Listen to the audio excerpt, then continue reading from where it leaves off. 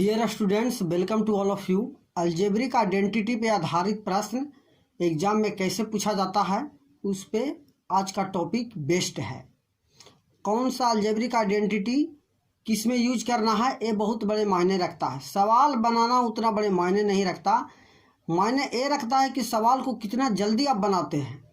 कौन सा formula use होगा ये आपको जानना ज़रूरी है, क्योंकि सवाल है देखने में ऐसा लगेगा कि बहुत आसान है, कैलकुलेशन में लगेगा तो बहुत लंबा जाएगा और शायद आंसर भी सटीकता से नहीं आए। लेकिन अगर हम आइडेंटिटी यूज करते हैं तो आइडेंटिटी का मतलब होता है सर्वसमीका किसी भी मान के लिए हो सर्वोपरि सत्य है। कोई भी वहाँ पे वैल्यू पुट करेंगे लेकिन हमारा एग्जैक्ट मान आएगा। तो चले अपने टॉपिक पे देखते हैं कि पॉइंट का डेसिमल वाला सवाल कैसे पूछता है, कैसे बनता है, एग्जाम में कैसे बनाना है, आपको ये जानना है। तो देखें क्वेश्चन किस फॉर्म में लिखा हुआ है।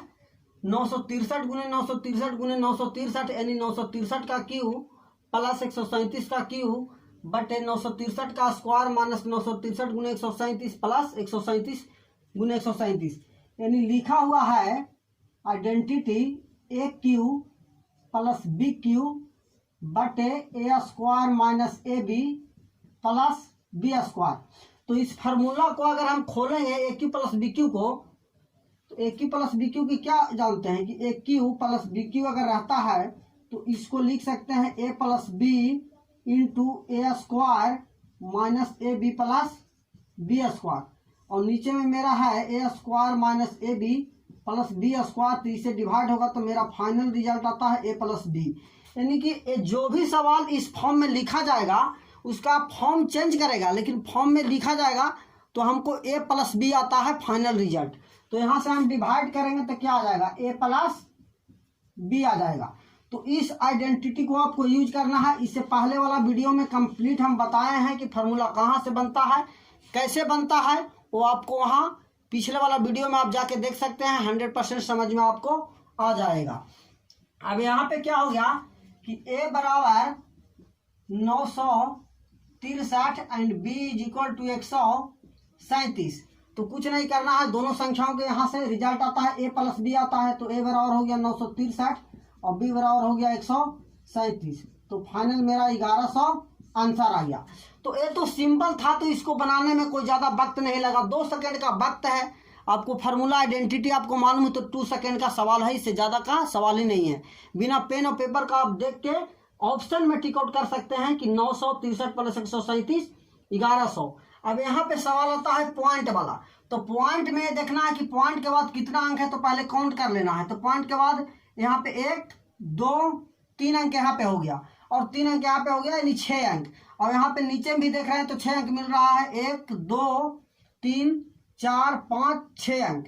तो नीचे ऊपर जब पॉइंट बराबर है, कोई भी संख्या अगर है, आपको लिखल है अगर 625 और नीचे लिखा हुआ है 25, अगर पॉइंट यहाँ पे लगा देता है, ये वाला पॉइंट यहाँ पे लगा देता है, तो पॉइंट के बाद यहाँ डेसिमल, पॉइंट के बाद यहाँ डेसिमल है, तो यहाँ पे पॉइंट हटाने के लिए आप क्या करते हैं, 100 से मल्टीप्लाई करते हैं। इसको पॉइंट हटाने के लिए क्या करते हैं, 100 से मल्टीप्लाई करते हैं। तो 100 तो कट गया, यानी सेम आ गया।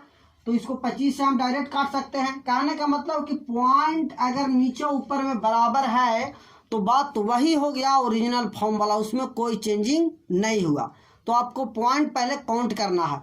तो पॉइंट हम देखें कि ऊपर भी और नीचे दोनों का पॉइंट सेम है, तो इसका फाइनल हम ऐड करेंगे तो आ जाएगा 1100। लेकिन पॉइंट कहाँ पे लगेगा, तो हम देख रहे हैं कि पॉइंट के बाद 1 अंक है सभी संख्याओं में, तो 1 अंक के बाद पॉइंट लग जाएगा। तो यहाँ पे इसका फाइनल आंसर 110 हो जाएगा। अब तीसरा नंबर सवाल है कि पॉइंट के बाद 2 अंक है, सब में क्या है, पॉइंट के बाद 2 अंक, यहाँ भी पॉइंट के बाद 2 अंक है। तो इसको भी ऐड करेंगे ए प्लस बी, ए बराबर हो जाएगा 963 और बी बराबर 137। तो 963 और प्लस 137 को ऐड करेंगे तो फाइनल रिजल्ट मेरा क्या आ जाएगा, 1100 आ जाएगा। 1100 आ गया, लेकिन 1100 आंसर नहीं है। क्यों कि पॉइंट के बाद 2 अंक है। जहां भी देखिए पॉइंट के बाद 2 अंक है तो ऐड कर जोड़ कर उसमें दाहिना साइड से 2 अंक के बाद पॉइंट लगा देंगे तो इसका 11 आंसर आ जाएगा। तो इस प्रकार पॉइंट में पूछता है।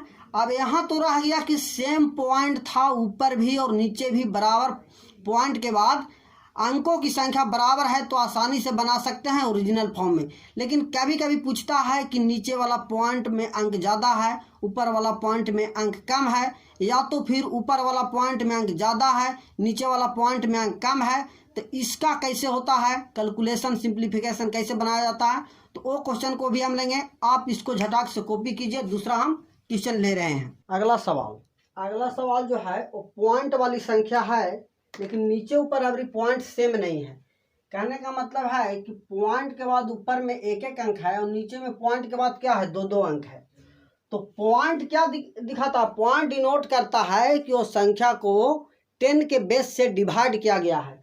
फॉर एग्जाम्पल के लिए अगर लिखा हुआ है 3.6, तो ये बता रहा है कि ये क्या है, 36/10 है। तो इसको ऐसे भी लिख सकते हैं 36 गुने 10 का पावर -1, यानी 10 का पावर 1 है तो डिवाइड करेंगे तो 10 का पावर -1 है, तो इसको ऐसे भी लिख सकते हैं 3.6।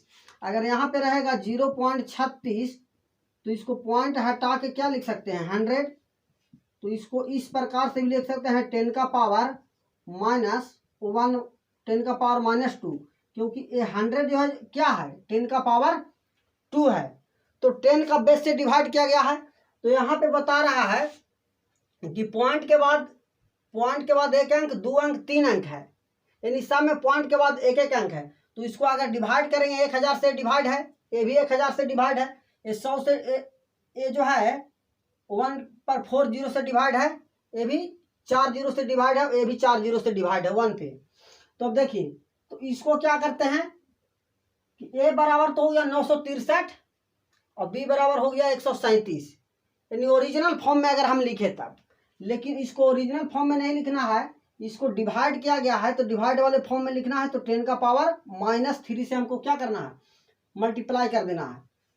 तो इसको ऐड करके आएगा 963 प्लस 137, ए प्लस बी आएगा, एक ब्रैकेट में आ जाएगा, और ऊपर में क्या लिखा हुआ है 10 का पावर -3, और नीचे जो लिखा हुआ है 10 का पावर -4। क्यों कि पॉइंट के बाद दो अंक, पॉइंट के बाद दो अंक 4 हो गया, पॉइंट के बाद एक अंक, दो अंक, 3 अंक, यानी प्लस साइन से पहले पॉइंट के बाद 3 अंक हो गया, और यहाँ पे साइन से पहले पॉइंट के बाद 4 अंक है, सबका सेम है। तो हो जाएगा क्वेश्चन नंबर 5। क्वेश्चन नंबर 5 में पॉइंट के बाद दो दो अंक है, तो 2 अंक, 2 4 और 2 6 अंक हो गया, पॉइंट के बाद नीचे एक एक अंक है।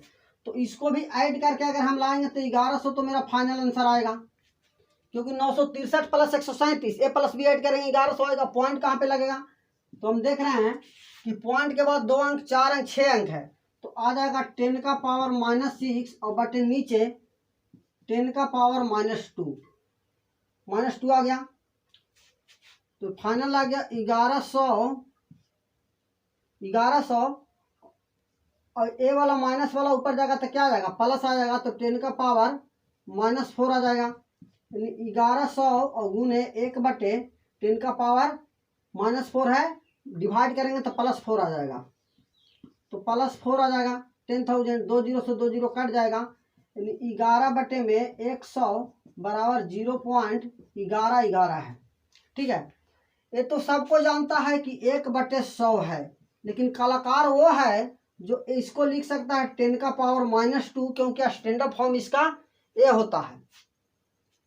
तो इसको नोट करें। अगला सवाल 96.3 का क्यू प्लस 1.37 का क्यू, यानी कहने का मतलब है a cube plus b cube बटे a square plus a b minus a square plus b square minus a b. इस फार्मूला को किसी भी फॉर्म में लिख सकता है, लेकिन हमको देखना है कि ए बराबर 963 और बी बराबर 137 है, तो दोनों तो पहले ऐड होगा तो आ जाएगा 1100 लिखनी है फाइनल।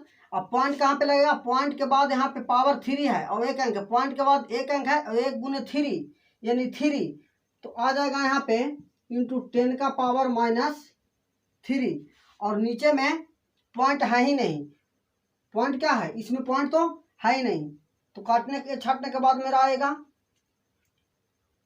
क्योंकि पॉइंट नीचे है ही नहीं। अगर एक एक अंक के बाद भी पॉइंट हमको लगता, एक एक अंक के बाद यहाँ पे पॉइंट लगता, तो 100 से हमको क्या करना होता, 10 का पावर -2 से डिवाइड करना होता, तो आ जाएगा 1100 और इसको डिवाइड करेंगे 10 का पावर -3 है, बटे में आ जाएगा तो +3, 2 जीरो से 2 जीरो कट जाएगा तो फाइनल आ जाएगा 11 बटे में 10, यानी आ जाएगा 1.1। तो इस प्रकार अलजेब्रिक आइडेंटिटी पे बेस्ड क्वेश्चन पूछता है कि पॉइंट कहाँ पे लगाना है, कैसे लगाना है, वो आपको समझना है। आता है प्लस माइनस साइन अगर रहता है तो पॉइंट के बाद संख्याओं को गिना जाता है कि पॉइंट के बाद संख्या जो है वो सेम है या तो अलग है। तो ऊपर में भी हम देखें कि पॉइंट के बाद जो भी संख्या था वो सब सेम था। पॉइंट के बाद अगर एक एक अंक है तो एक एक है, दो अगर अंक है तो दो दो अंक है, और नीचे में भी देखें कि पॉइंट के बाद सेम अंक है। तो इस प्रकार पॉइंट पे अलजेब्रिक आइडेंटिटी पे बेस्ड क्वेश्चन पूछता है। आप कंप्लीट वीडियो को देखिए, पूरा आपको समझ में आएगा। अगर पॉइंट से पहले वाला अगर वीडियो देखेगा तो उसमें बिना पॉइंट वाला कैलकुलेशन सिंप्लीफिकेशन में अलजेब्रिक आइडेंटिटी का यूज कैसे होता है वो हम बताए हैं। तो आपको कंप्लीट वीडियो वॉच करना है। थैंक यू फ्रेंड्स, जय हिंद, जय भारत।